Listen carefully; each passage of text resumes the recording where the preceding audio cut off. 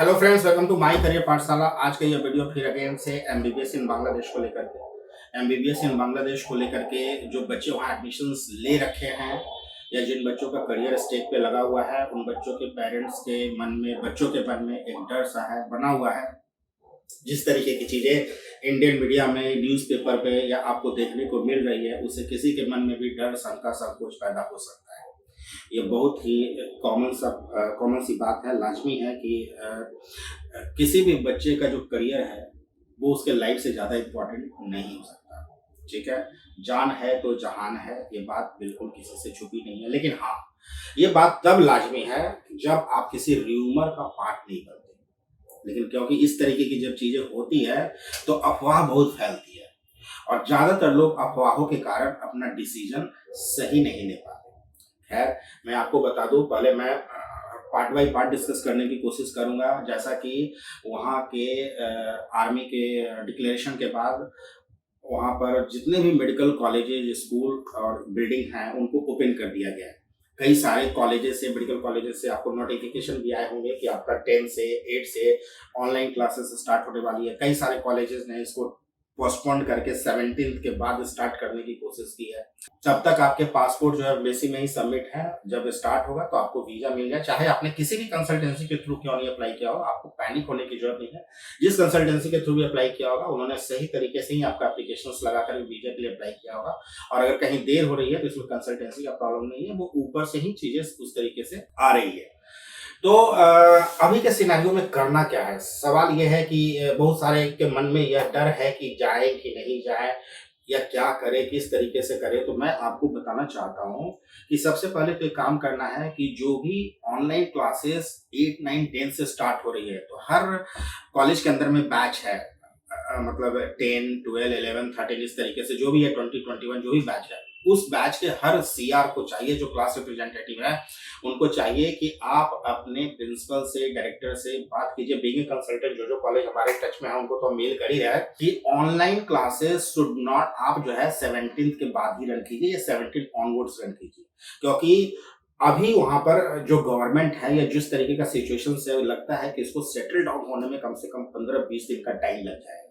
और 15-20 दिन का टाइम अगर लग जाएगा तो हम नहीं चाहते कि आप ऑनलाइन क्लासेस बहुत लॉन्ग ड्यूरेशन तक चलाइए, क्योंकि इसकी जो गाइडलाइंस है इंडियन गवर्नमेंट की, बहुत सारी डिफरेंट है। क्योंकि आप इंडिया में हैं इस दौरान और लंबा ऑनलाइन क्लासेस चलेगा तो आगे जाकर के किस तरीके से अड़चन पैदा कर सकता है या रुकावटें डाल सकता है, आपको नहीं पता है। तो आपको क्या करना है, you should mail to every colleges that the online classes must run after 17 onwards. क्योंकि उसके बाद अगर 15 दिन चल रहा है या 10, 12, 15 दिन चल रहा है तो वो बहुत ज्यादा आपका इम्पैक्ट क्रिएट नहीं करेगा। लेकिन अभी से ही अगर ये ऑनलाइन चल रहा है तो मुझे लगता है कि महीने भर का भी टाइम लग सकता है, और महीने भर ऑनलाइन क्लासेस रन होना अच्छी बात नहीं है फॉरेनर्स के लिए। तो मैं आपसे ये कहूंगा कि हर कॉलेज के सीआर को मेल करना चाहिए, उनको लेटर लिखना चाहिए कि आप ऑनलाइन क्लासेस तभी स्टार्ट कीजिए आफ्टर 17 ऑनवर्ड्स। और मुझे लगता है कि 17 तारीख तक बहुत सारी चीजें न्यूट्रलाइज हो जाएगी, क्योंकि आज 8 अगस्त है।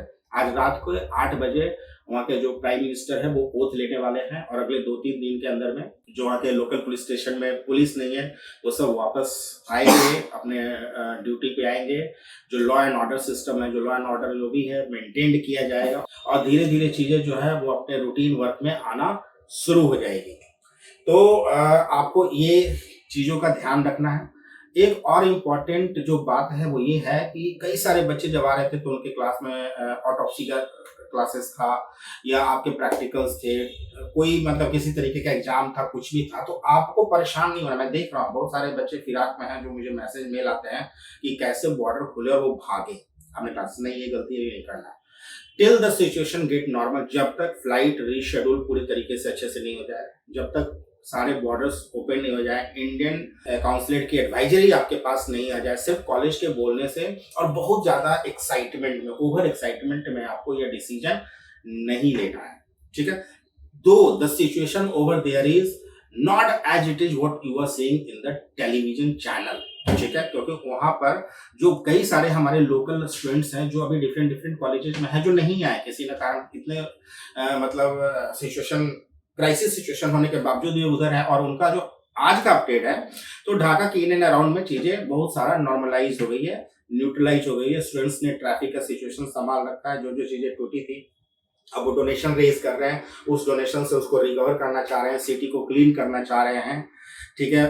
पुलिस को सपोर्ट कर रहे हैं। जो लूटपाट की घटना है वो पेरिफेरल इलाके में ज़्यादा है, मतलब दूर के दराज के गांव में ज़्यादा है, और जब लॉ एंड ऑर्डर सिस्टम नहीं है तो इस तरह की चीज़ें देखने को मिलती है। अब जो कम्युनल वाले पार्ट है उस पर मैं बहुत ज़्यादा डिस्कस नहीं करना चाहूँगा, क्योंकि वहाँ पर जो डेथ हुई यह किसी से छुपा हुआ नहीं था कि जो अवामी लीग के जो लीडर्स थे, चाहे वो हिंदू कम्युनिटी के थे वो मुस्लिम कम्युनिटी के थे, वो दोनों टारगेटेड किए गए वहाँ पर। अब उसको कम्युनल से जोड़ देना या इस तरीके से, जैसे मैं देख रहा था कि न्यूज़पेपर चैनल में चल रहा था कि टेम्पल को आग लगा दिया गया, लेकिन वो टेम्पल नहीं, वो रेस्टोरेंट था जो कि टेम्पल के आर्किटेक्ट में बना हुआ था, जो यहाँ पे चल रहा था। खैर वो अपना अपना सबका एजेंडा है, वो चलाए जाते हैं, उस पर डिस्कशन कम। डिस्कशन स्टूडेंट के फ्यूचर पर ज़्यादा कि अभी आपको क्या करना है। दूसरा, जो नए बच्चे हैं बहुत ज़्यादा पैनिक मत होइए एंड डोंट टेक डिसीजंस कि आप किसी दूसरे कंट्री में ट्रांसफर के लिए सोचना शुरू करिए, क्योंकि आपने एक मोटा अमाउंट अपने उस यूनिवर्सिटीज या कंट्रीज में जमा कर रखा है, और कंसल्टेंसी 80% इस फिराक में लगी रहती है कि जो पैसे आपके जमा करा दिए वहां से तो अपना ले ही लेंगे, अब आपके नाम पे किसी दूसरे कंट्री में एडमिशन करा करके आपसे फिर से पैसा कमाने की कोशिश करेंगे। तो आप इस स्कैम का भी पार्ट मत बनिए, टाइम दीजिए।